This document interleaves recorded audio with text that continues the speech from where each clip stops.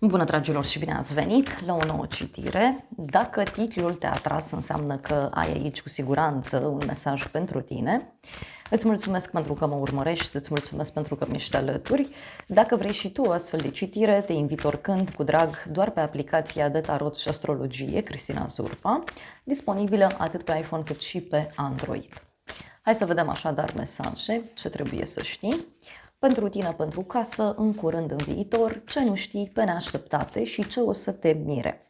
Hai să vedem așadar, te poți gândi la o situație anume sau pur și simplu poți să lași tarotul să-ți transmită mesaje. Hai să vedem. De asemenea, vă reamintesc și de Destiny, aplicația pe care vă puteți întâlni sufletul pereche. Vă invit cu drag să o instalați. Aveți link în primul comentariu. Bun, la baza pachetului avem nebunul și o regină de spade. Aici poate să fie o persoană care a fost surprinsă în dragoste, o persoană care a trecut prin niște momente mai ciudate și în acest moment văd eu că această femeie, da, este mai dură, este mai rece. Poate să fie vorba, uite, și despre un moment în care tu hotărăști să fii independentă, hotărăști să iei deciziile necesare. Pentru unii văd și o legătură cu zodie de aer, Gemeni, Balanță, Vărsător. Dar mai văd aici și o reacție ciudată a unei femei mai dure. Este o femeie sigură pe ea, stabilă, este o femeie foarte rațională, e o femeie care a fost rănită la viața sa, da, și are o experiență foarte mare. Pentru tine, ce avem aici? Avem, wow, regele de monede, regina de cupe. Întâlnirea regilor. Da? O legătură cu zodii de pământ, Taur, Fecioară, Capricorn, posibil chiar un bărbat cu acest marcaj. Și de asemenea văd și o zodie de apă, Rac, Scorpion sau Pești. Posibil aici să fie vorba despre o femeie. Eu văd aici o discuție între o femeie care e mai sensibilă, e răbdătoare, iubitoare, cu sufletul deschis și bărbatul care este ceva mai dur, este o persoană mai tradiționalistă, are niște idei foarte bine fixate în cap, este o persoană foarte chibzuită și cu banii. Aici văd o discuție într-un cuplu. Poate regele ăsta de monede se ocupă în general cu chestii practice. Poate unii aveți un cuplu important în jurul vostru, poate niște prieteni, poate cineva din familie, poate e vorba de cuplul vostru, dar văd aici o discuție de la egal la egal. Da. Hai să vedem despre ce este vorba, da? Ce discuții sunt între acești regi. Da, aici e vorba de un hoț, da? Avem hoțul și cadoul. Să știți că are legătură toată povestea asta cu cineva care deodată fuge, deodată pleacă.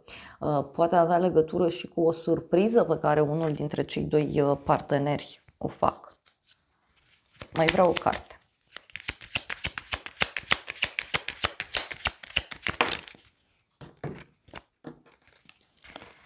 Avem doctorul, scrisoarea și câinele.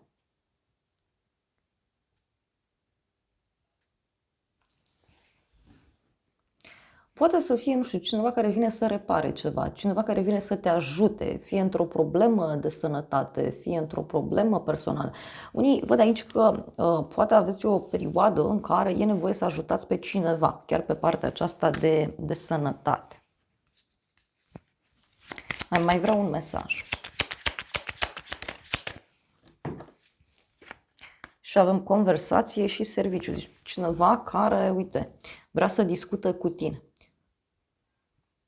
Sau poate tu în momentul de față iei legătura cu cineva și stabiliți ceva anume în legătură cu, cum să zic eu, în legătură cu o activitate. Pentru casa ta avem doiul de spade. Văd aici că e o perioadă în care există o lipsă de comunicare cu membrii familiei, cu prietenii. Este și o perioadă în care simți nevoia să stai singur sau singură, poate chiar ai de luat decizii importante în această perioadă. Doiul de spade, bineînțeles, poate să mai reprezinte și un moment în care eviți să iei foarte mult contact cu lumea din exterior. Pentru casa ta, avem aici așteptare, boală, reuniune. Na, nu știi ce să spui, nu știu, e ca și cum aștepți un răspuns sau aștepți pe cineva să-ți vină în vizită. E o perioadă în care posibil să te simți dezamăgită sau dezamăgit, că spui, uite, că am așteptat atât și tot nimic. Pentru alții, mai simt aici că e ceva ce are legătură cu o relație care are probleme.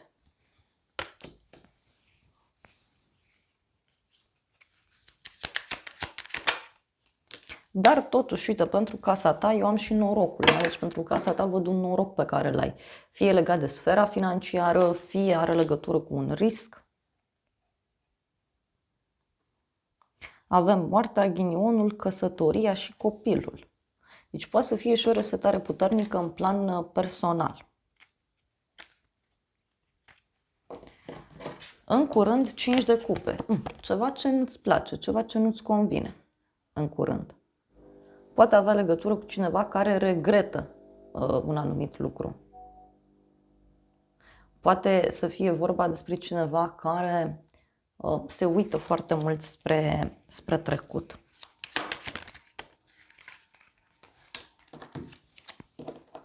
Și avem îndrăgostitul și gândurile. Deci în curând, uite, un bărbat care îți prezintă regretele sale.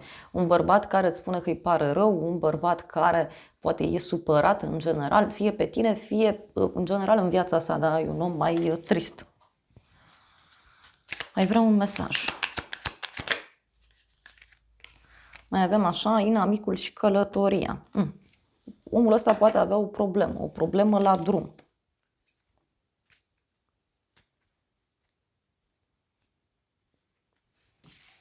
În viitor, asul de cupe. În viitor, uite, o veste de pace, de liniște.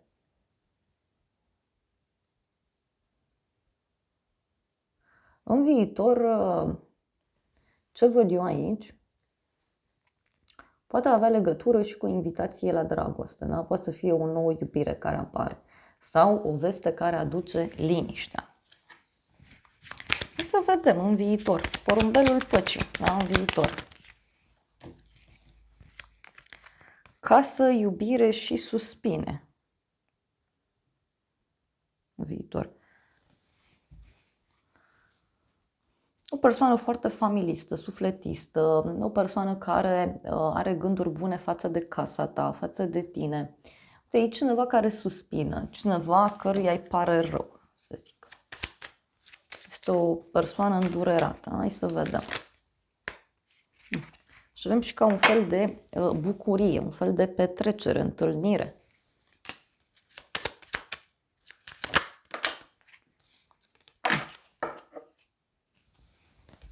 O persoană care te ajută cu ceva, care îți face un serviciu. Ce nu știi tu, soarele?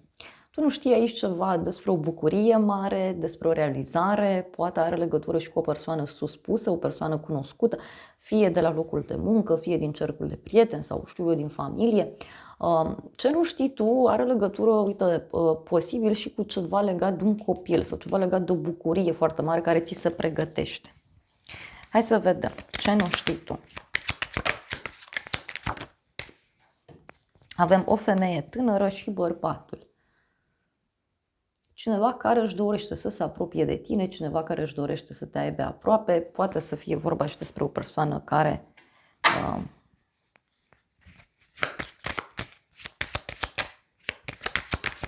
are parte de o realizare. Uite, avem un prieten, preoteasa, da? Poate cineva care te respectă foarte mult sau cineva care îți pregătește o surpriză mare în secret pentru sufletul tău.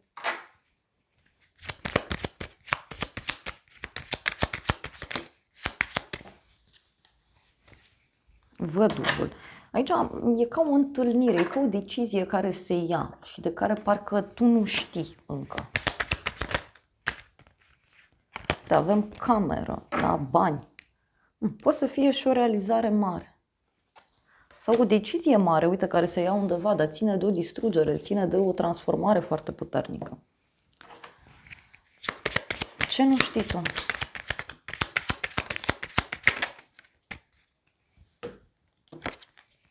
Avem norocul, văduva și drumul. E cineva aici, nu știu, de la drum, care fie vrea să facă o călătorie către tine, fie este vorba despre o persoană care își dorește să te ajute, poate chiar din punct de vedere financiar.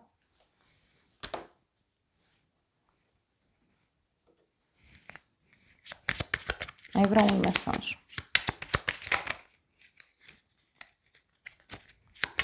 Eu cred că are legătură cu noroc. Uite, e un cadou mare. Un cadou mare, o surpriză mare.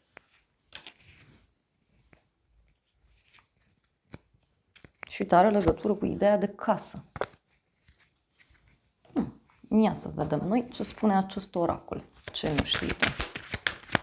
Ei, suflete gemene avem aici, două persoane care se atrag, două persoane care se amănă foarte mult și avem un bărbat brunet.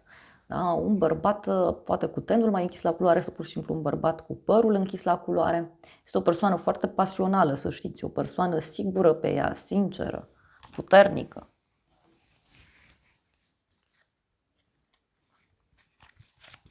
Ce nu știi tu? Ia, mai tragi, mai vedem o carte.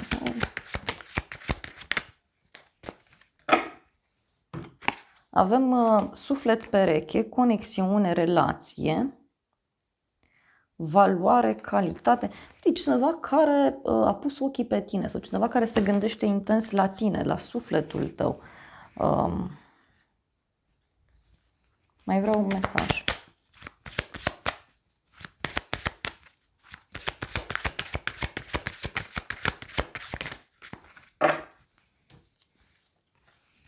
Avem un bărbat sincer, un bărbat cu părul mai deschis la culoare, ochii mai deschiși la culoare și mai avem și o femeie blondă. Deci e o discuție aici foarte importantă care se duce. Pe neașteptate, îndrăgostiții, o legătură cu zodia Gemeni, dar și o propunere posibilă în dragoste. Pe neașteptate, posibil să ai o parte de o surpriză de la un cuplu din jurul tău sau pentru alții, mai văd aici și o activitate pe care o faceți împreună cu cineva, e o activitate care vă pasionează pe amândoi. Ia să vedem noi. Pe neașteptate. Și avem așa o femeie matură. Avem păunul. Da? Pe neașteptate poate să fie, uite, cineva care îți face niște complimente sau pe neașteptate poate să vină o veste de la o femeie matură, sigură pe ea. E vorba de o femeie asumată, o femeie sufletistă și uite, avem surpriză, școlarul și copilul.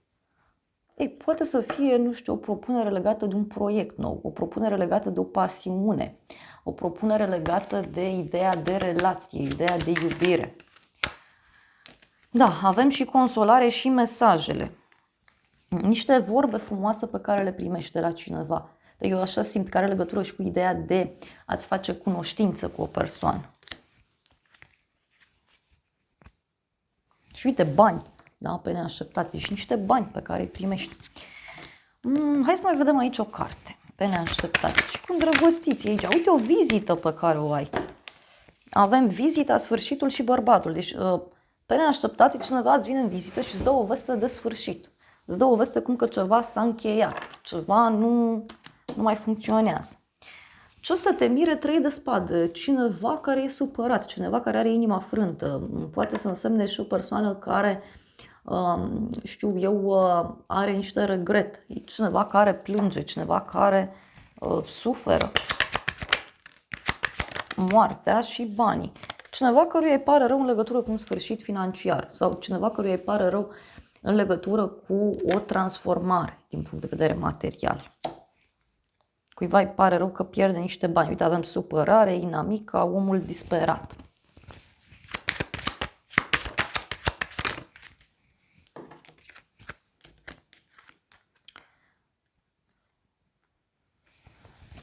Și mai văd aici și o femeie, dar o femeie care încearcă să negocieze cu tine sau o femeie care încearcă să comunice cu tine. Avem surpriză, nuntă și speranță. Poate e cineva care are o surpriză pentru tine, așa cum am spus, în legătură cu ideea de dragoste, de relații. Sau aflați de cineva din jurul vostru care are inima frântă.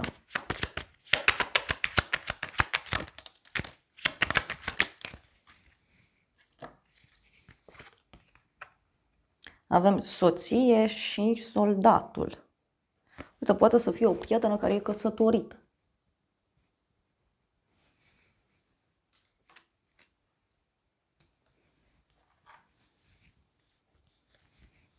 Hai să vedem ce spune și tarotul acesta, ce o să te mire. Fidelitate și dorință. O persoană care, știu eu, nu pleacă dintr-un loc în care suferă. Poate să fie și o persoană care vrea să se împrietenească cu tine.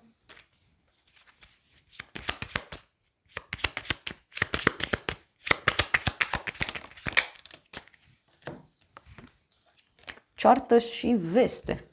Ce o să te mire cineva care, nu știu, se ceartă cu tine sau cineva care îți dă o veste bună.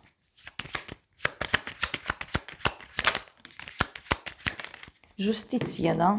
O decizie, uite, o decizie care ți se comunică. Poate la locul de muncă. Sau o persoană care îți spune că îi se face o nedreptate. Sau cineva care îți spune că ceva nu e drept.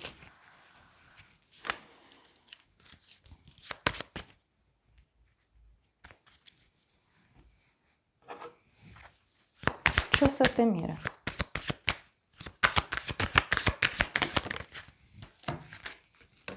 Avem o relație deschisă, o relație fără angajamente și avem o persoană cu uniformă. Călătorie, vacanță. Mai vreau un mesaj.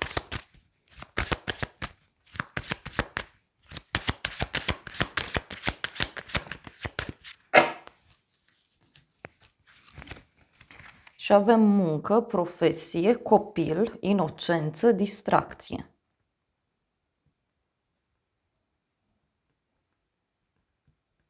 O persoană care, nu știu, acționează ca un copil sau o persoană care e mai imatură așa din fire.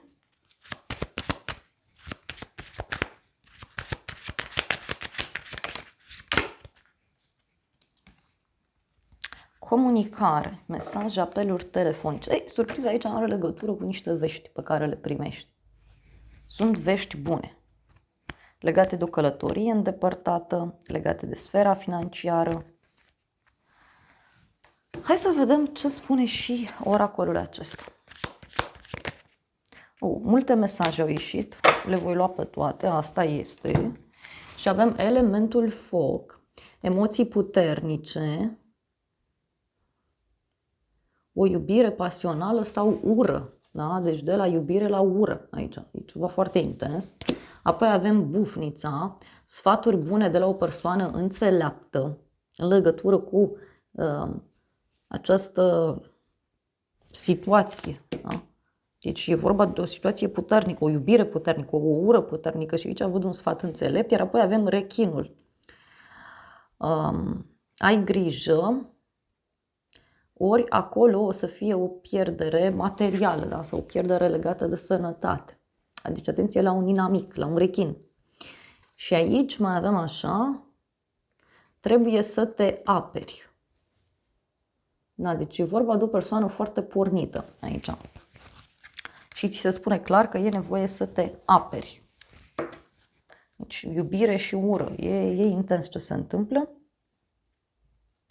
Și avem așa, a venit timpul să ieși din această situație. Deci asta spune oracolul. Avem aici o femeie sinceră. Avem o femeie cu părul deschis la culoare. O femeie sigură pe ea. Na. Hai să vedem și acest oracol ce spune.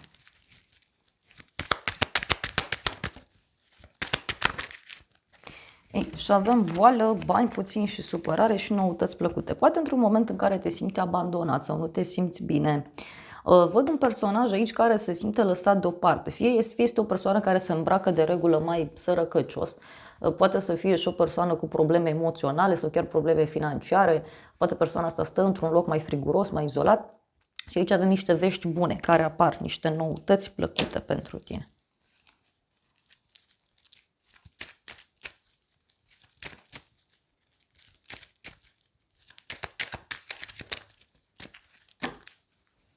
Și Și avem așa, proces și judecată și întâlnire.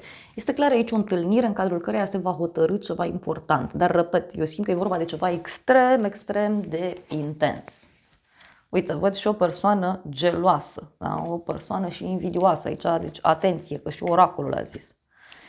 Na, dragilor, acestea au fost previziunile de această dată. Eu vă mulțumesc pentru prezență, vă îmbrățișez cu drag, sper din suflet să vă fie de folos informațiile și să ne revedem cu bine și data viitoare. Eu vă doresc să aveți parte de o zi sau de o seară cât mai frumoasă.